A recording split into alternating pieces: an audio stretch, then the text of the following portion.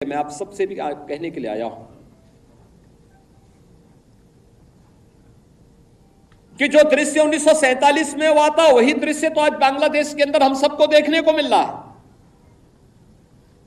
1.5 करोड़ हिंदू किस तरीके से बांग्लादेश के अंदर आज चिल्ला चिल्ला करके अपने आप को, अपनी अस्मिता को बचाने के लिए गुहार लगा रहे हैं और दुनिया के मुंह सिले हुए कथित सेकुलरिस्ट भारत के अंदर भी इनके मुंह सिले में एक भी शब्द इनका नहीं निकल रहा है,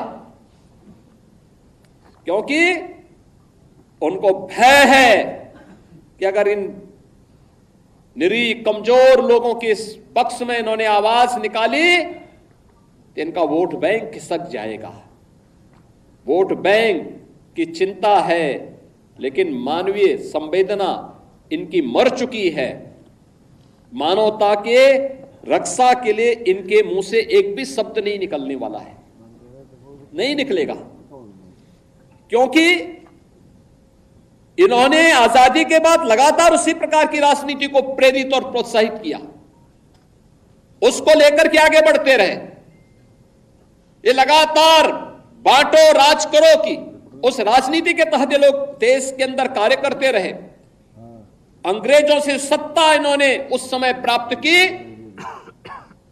ये वास्तव में भारत की सत्ता का नेतृत्व नहीं कर रहे थे, बल्कि अंग्रेजों के ही, ब्रिटिशर के ही मानस पुत्रों के रूप में इन्होंने भारत की सत्ता को उस रूप में संचालन करना शुरू किया जैसे ब्रिटिशर इस देश के अंदर कर रहे थे।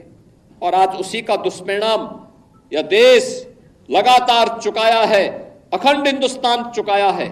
लेकिन हमारा संकल्प है, महर्षि अरविंद ने जो 1947 के पहले घोषणा की थी, आजादी की त्रास, देश की विभाजन की त्रासदी आजादी के मिलने के बाद अक्सर उन्होंने इस बारे में अपनी चिंता व्यक्त भी की और उन्होंने इस बात को कहा था कि आध्यात्मिक जगत में पाकिस्तान कोई वास्तविकता नहीं है, या तो उसका भारत में विलय होगा या पाकिस्तान इतिहास से समाप्त होगा, हमेशा के लिए समाप्त होगा। Then like, share and subscribe to ET Now.